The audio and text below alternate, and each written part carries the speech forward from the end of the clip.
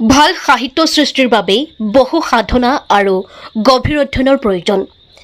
গভীৰ অধ্যয়ন নোহোৱাকৈ কোনো ধৰণৰ সাহিত্যৰ সৃষ্টি হ'ব নোৱাৰে। সাহিত্যই জাতিৰ ভৱিষ্যত নিৰ্ণয় কৰে।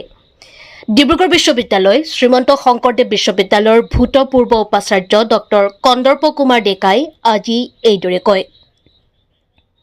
ডিব্ৰুগড় জিলা ভাৰতীয় ইতিহাস সংকলন সমিতি আৰু অসম সাহিত্য সভা DSS কানৈ মহাবিদ্যালয়ৰ শতদল শাখাৰ উদ্যোগত অনুষ্ঠিত অসম সাহিত্য সভাৰ আন্তঃৰাজ্য বিদেশ মৈত্ৰী বন্ধন উপ সমিতিৰ আহ্বায়ক, ডিব্ৰুগড় সাহিত্য সভাৰ প্ৰাক্তন সভাপতি, DSS কানৈ মহাবিদ্যালয়ৰ অধ্যক্ষ ডক্টৰ শশীকান্ত শইকীয়াৰ চেতনাহীন জাতিৰ ভৱিষ্যত গ্ৰন্থখন উন্মোচন কৰি ডক্টৰ ডেকাই কয়, বিশ্লেষণাত্মক লিখনি সকলোৱে লিখিব নোৱাৰে।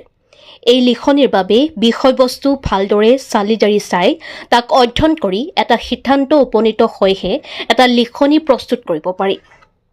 সমাজতত্ব বিভাগৰ অধ্যাপিকা সুজাতা সোণোৱালে আগধৰা সভাখনিত তেওঁ কয়, নিয়মিত সাহিত্য সৃষ্টিৰ বাবে বিষয়বস্তু বাছনি কৰাটো অতি গুৰুত্বপূৰ্ণ।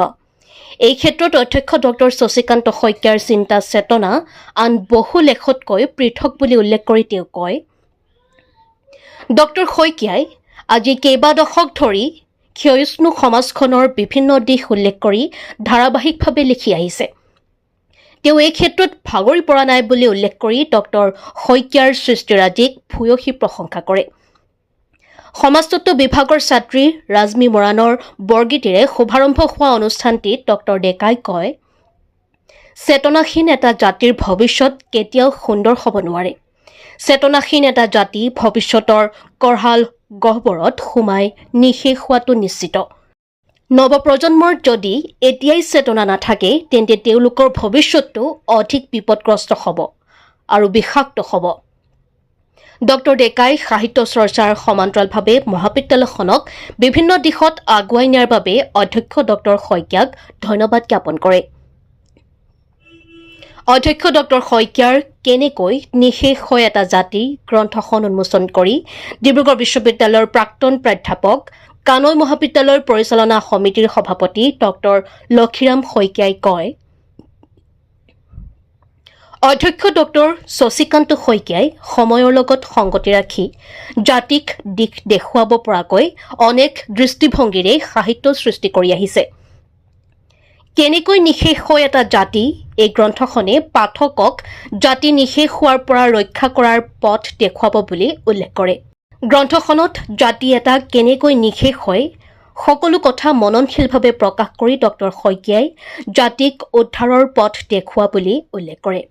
গ্ৰন্থখনত উল্লেখ কৰা বিষয়সমূহ পাঠকসকলে হৃদয়ংগম কৰি জাতি ৰক্ষাৰ বাটৰ সন্ধান লাভ কৰিব বুলি তেওঁ কয়। জাতি কেনেকৈ নিঃশেষ হয় সেই বিষয়বোৰ অতি সহজ সৰলভাৱে গ্ৰন্থখনত উল্লেখ কৰা বুলি তেওঁ কয়।